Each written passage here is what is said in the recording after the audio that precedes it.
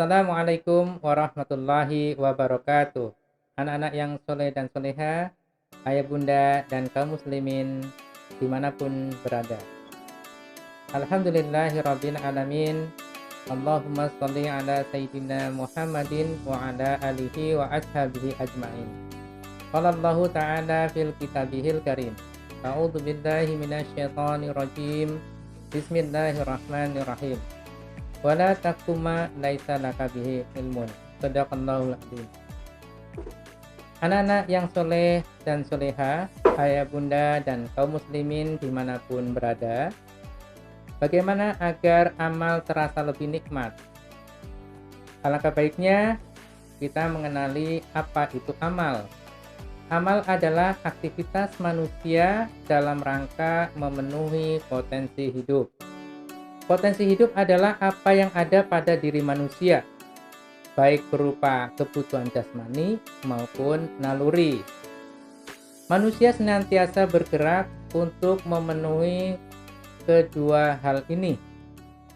Contoh penampakan yang ada pada diri manusia berupa kebutuhan jasmani, di mana manusia itu merasa lapar, maka ia akan mencari makan. Di saat ia merasa haus, maka ia mencari minum.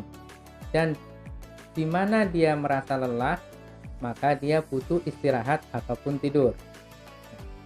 Apa yang ada pada diri manusia lainnya berupa naluri. Yang pertama adalah naluri at-tadayun atau naluri beragama, di mana manusia itu akan mensucikan sesuatu untuk diibadahi.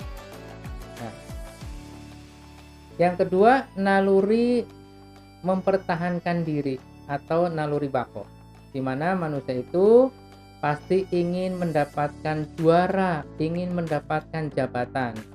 Dan yang ketiga adalah naluri melestarikan keturunan atau Gorisatunahu, di mana penampakan ini akan terlihat di mana kita butuh adanya kasih sayang, ya.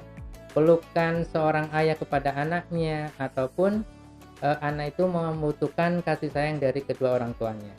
Nah, anak-anak yang soleh dan soleha, ayah bunda dan kaum muslimin dimanapun berada, di dalam pemenuhan apa yang ada pada diri manusia berupa potensi hidup inilah perlunya seseorang mengetahui status hukum dari perbuatannya atau amalnya, apakah berupa wajib, sunnah, mubah, ataupun haram.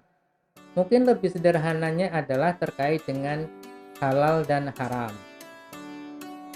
Dan tak kalah penting juga di dalam amal perbuatan ini, agar kita merasa nikmat, kita harus mengetahui tujuan dari amal perbuatan itu sendiri, ya.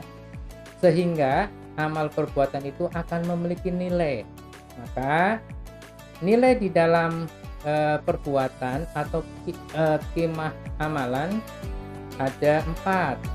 Yang pertama ada qimah amalan ruhiyah, yang kedua qimah amalan khuluqiyah, yang ketiga qimah amalan insaniyah, dan yang terakhir adalah qimah amalan madiyah. Nah, tujuan amalan inilah yang harus diperhatikan dengan baik sehingga tidak tercampur antara nilai-nilai yang ada. Dan tak kalah penting adalah keterikatan kita dengan hukum syara yang diikuti dengan rasa ikhlas lillahi ta'ala, dan meneladani apa yang telah dicontohkan oleh baginda Nabi Muhammad SAW. Bagaimana dalam kaidah usul, al-aslu fi af'ali taqayyudu bi hukmi syar'i. Hukum asal perbuatan itu adalah terikat dengan hukum syara.